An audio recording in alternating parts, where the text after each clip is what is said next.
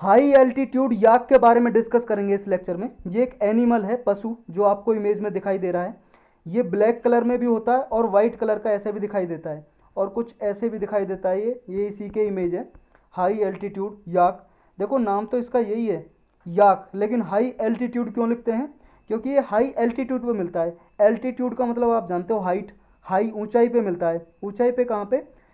Height होता है altitude का मतलब, अर्थ से आप ऊंचाई पे जाओगे यानी कि एल्टीट्यूड पे जा रहे हो। एल्टीट्यूड हिमालयाज पे मिलता है, ये हाई ऊंचाई पे। हिमालयाज, हिमालय की पहाड़ियाँ हैं जो लगभग 14,000 फीट से ऊपर मिलता है, सी लेवल से ऊपर। सी लेवल मतलब समुद्र तल की जो, यहाँ पे समुद्र तल की जो ये लेवल है, समुद्र तल का जो लेवल है, स्तर है, सी लेवल, उससे 14,000 फीट ऊंचाई पे ये लगभग रहता है। क्योंकि वहाँ पे टेम्परेचर कम होता है, तो कम टेम्परेचर में रहता है ये, ठंडे इलाकों में। अभी रिसेंटली इसलिए न्यूज़ में आया क्योंकि नेशनल रिसर्च सेंटर है ऑन याक, एक सेंटर बना हुआ है याक पे ही। ये कहाँ पे लोकेटेड है? अरुणाचल प्रदेश की एक वेस्ट कामेंग डिस्ट्रिक्ट है, उसमें एक जगह है दिरांग। दिरांग नाम की जगह पे ये इंस्टीट्यूट है। इसने अभी नेशनल इंश्योरेंस कंपनी लिमिटेड है, ये नेशनल इंश्योरेंस कंपनी है जो इंश्योरेंस करती है, बीमा करती है। तो इसने, इस सेंटर ने इस कंपनी से टाई अप किया है कि इनका जो हाई एल्टीट्यूड याक है इनका बीमा किया जाए, इनका बीमा करवाया, इंश्योरेंस करवाया इनका, इसलिए न्यूज़ में आया। जो नेशनल रिसर्च सेंटर ऑन याक है, ये सेंटर क्या है, एक्सक्लूसिवली जो याक है उस पर रिसर्च और डेवलपमेंट करता रहता है इंडिया में। इसको 1989 में एस्टेब्लिश किया था, बनाया गया था, सेटअप किया था। किसने सेटअप किया था? Indian council of agriculture research, इस सेंटर ने इसको सेटअप किया था 1989 में। तो इसके बारे में पढ़ते हैं, याक के बारे में।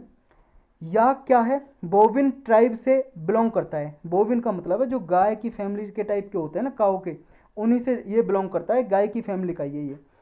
और ये इसमें बिसन भी होता है बोविन ट्राइब में। बिसन भी होता है, बफेलो भी होता है और कैटल भी होते हैं। बिसन मतलब इंडियन भैंसा, इंडियन जो बुल होता है, भारतीय भैंसा। बफेलो मतलब आप भैंस जानते ही हो, कैटल कोई पशु ढोर, इस कैटेगरी का ही होता है ये। और ये -40 डिग्री सेल्सियस तक टेम्परेचर को टॉलरेट कर सकता है। मतलब अगर -40 डिग्री में तापमान है तो उसको सहन कर सकता है। ठंडे इलाकों में मिलता है ये, हाई एल्टीट्यूड पे ही रहता है ये। और इसके लंबे बाल होते हैं, लॉन्ग हेयर, आपने देखा ही था, लगभग इतने बड़े होते हैं, कर्टेन की तरह दिखाई देते हैं। मतलब ऐसे दिखाई देता है जैसे पर्दे लगे हुए हैं, और ग्राउंड तक टच करते हैं, ज़मीन तक टच करते हैं। ये देख सकते हो आप इसमें, ये बहुत लंबे हो जाते हैं, ज़मीन तक टच करते हैं ये बाल। याक होता है जो हिमालयस पीपल इसको हाईली वैल्यूड देते हैं, मतलब बहुत ज़्यादा मानते हैं इसको, याक को। और तिब्बतन लीजेंड के अकॉर्डिंग, तिब्बत आप जानते हो चाइना का पार्ट है तिब्बत।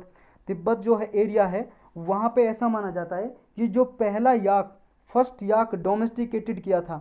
डोमेस्टिकेटेड का मतलब है पालना।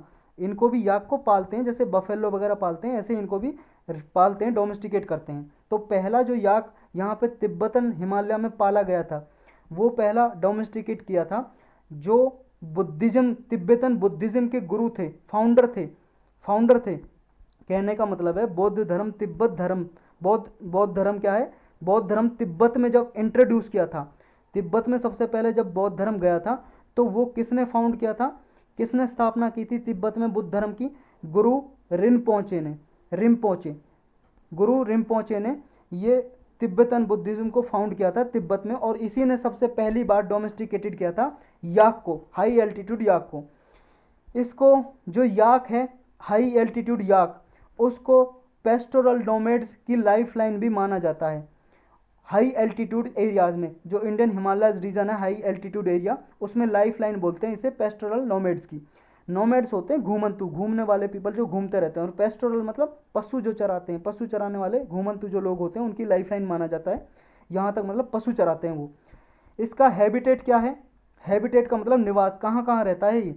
देखो तिब्बतन प्लेट्यू और जो हिमालयन रीजन है, जो हाई एल्टीट्यूड रीजन है आसपास का तिब्बतन प्लेट्यू का, जो तिब्बतन पठार है यहाँ पे हिमालयाज में, हिमालय पहाड़ के पास, वहाँ पे ये एंडेमिक है।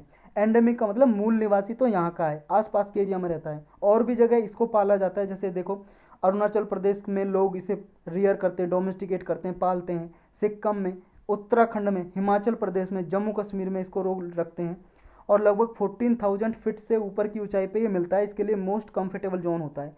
और 12,000 फीट से नीचे तो ये बहुत ही रेयरली मिलता ही नहीं है, उससे नीचे नहीं आता ये, मतलब ऊपर ही रहता है ऊंचाई पे। और 20,000 फीट तक भी मिलता है, ये ऊपर तक चढ़ जाता है। ये इसकी जो पॉपुलेशन है वो डिक्रीज हो रही है, कम हो रही है। लगभग अभी टोटल जो याक पॉपुलेशन इंडिया में 58,000 के लगभग है। इसको खतरा किससे, किस किस से थ्रेट है, इसको किस वजह से इसकी पॉपुलेशन कम हो रही है? एक तो क्लाइमेट चेंज की वजह से।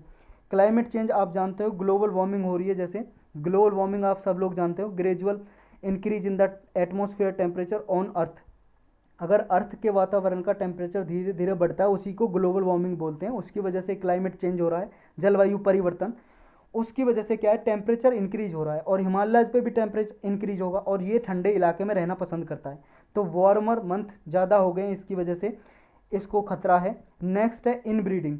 इनब्रीडिंग का मतलब होता है प्रजनन करना, अपनी पॉपुलेशन बढ़ाते हैं ना, प्रोडक्शन करते हैं, रिप्रोडक्शन करते हैं। क्या हुआ था जब वार और कॉन्फ्लिक्ट की वजह से, मतलब युद्ध वगैरह हुए, आपको पता है चाइना इंडिया के बीच में, पहले क्या है, मतलब कुछ साल पहले, 100 सैकड़ों साल पहले कोई बॉर्डर इतने नहीं थे इंडिया चाइना के बीच में, यहाँ पे तिब्बत के बीच में, या उससे अगर हम सैकड़ों साल और पहले देखें, 500 हज़ार साल पहले, तो यहाँ पे इतना बॉर्डर डिफाइन नहीं होता था। जैसे ये अपना हिंदुस्तान है, यहाँ पे ये चाइना है, तो यहाँ पे आसानी से घूमते रहते थे। लेकिन यहाँ पे क्या है, अब बॉर्डर डिफाइन हो गए, तो इधर वाले जो याक थे इधर रह गए, इधर वाले याक थे जो इधर रह गए, मतलब बीच में बॉर्डरी लाइन हो गई, यहाँ पे सेना तैनात है। तो जो इसकी वजह से क्या है, इनकी इनब्रीडिंग नहीं हो पा रही है, क्योंकि देखो मूल निवासी जो थे यहाँ पे, मान लो फीमेल इधर रह गई, मेल इधर रह गए, तो इनब्रीडिंग करे कैसे? कुछ फीमेल मेल हैं इधर, लेकिन इनकी इनब्रीडिंग ओरिजिनली नहीं हो पा रही है, जो ओरिजिनली जो रहते थे ये लोग, तो ये इनब्रीडिंग नहीं हो पा रही है। इसकी वजह से भी इनको एक खतरा है, इनकी लुप्त होते जा रहे हैं ये इनकी पॉपुलेशन। अब इनका प्रोटेक्शन स्टेटस क्या है वाइल्ड याक का? वाइल्ड याक को देखो बॉस म्यूटस बोलता है, आईयूसीएन, आईयूसीएन, आईयूसीएन। आईयूसीएन क्या है? आईयूसीएन है international union for conservation of nature. इसकी रेड लिस्ट है, मतलब 9 कैटेगरीज में ये स्पीसीज को, प्लांट और ट्रीज को 9 कैटेगरी में बांटता है, जिसको जितना ज़्यादा खतरा होता है। इसको जो ये याक है, याक, इसको वनरेबल कैटेगरी में डाला हुआ है। IUCN international union for conservation of nature, ये एक इंटरनेशनल ऑर्गेनाइजेशन है। पूरा डिटेल में जानना तो आप इन्वायरमेंट की प्लेलिस्ट में जाके इसके लिए लेक्चर देख सकते हो। आईयूसीएन साइट्स और सीएमएस के बारे में 8 से 10 मिनट का लेक्चर होगा, आप जरूर देखना उसके बारे में, क्योंकि यूपीएससी भी कई बार क्वेश्चन पूछ चुकी है आईयूसीएन और साइट्स के बारे में। तो आईयूसीएन ने याक को इस स्पीसीज में रखा है, ये मानता है बोस म्यूटस स्पीसीज है ये। और हमारा डोमेस्टिक जो फॉर्म है हमारे इंडिया में, इसको मानते हैं बोस ग्रूनियंस, बोस ग्रूनियंस स्पीसीज, मतलब ये फैमिली के नाम है, इसकी फैमिली के नाम, इस प्रजाति का मानते हैं। और आईयूसीएन रखता है इसे बोस म्यूटस स्पीसीज में रखता है, और वनरेबल कैटेगरी में, ये याद रखना है। साइट्स है जो साइट्स, ये भी इंटरनेशनली इन्वायरमेंट को प्रोटेक्ट करने के लिए, प्लांट एंड स्पीसीज जो हैं, फोना फ्लोरा, उसको प्रोटेक्ट करने के लिए काम करता है। इसकी लिस्ट में है, अपेंडिक्स 1 में है। इसकी भी 3 लिस्ट हैं, 1 2 3 ऐसे करके लिस्ट का नाम है, अपेंडिक्स 1 2 3, इसकी अपेंडिक्स 1 में है। और जो हमारा वाइल्ड लाइफ प्रोटेक्शन एक्ट है 1972 का, हमारे इंडिया का, उसमें भी 6 लिस्ट हैं, लिस्ट 1 2 3 4 5 6, उनका नाम है शेड्यूल 1 से, शेड्यूल 1 2 3 4 5 6, उसके शेड्यूल 1 में है। मतलब जिस प्राणी को शेड्यूल 1 में रखते हैं उसको हाईएस्ट प्रोटेक्शन मिलती है, बहुत ज़्यादा संरक्षण किया जाता है उसका। तो यही था बस इस लेक्चर में इसके बारे में।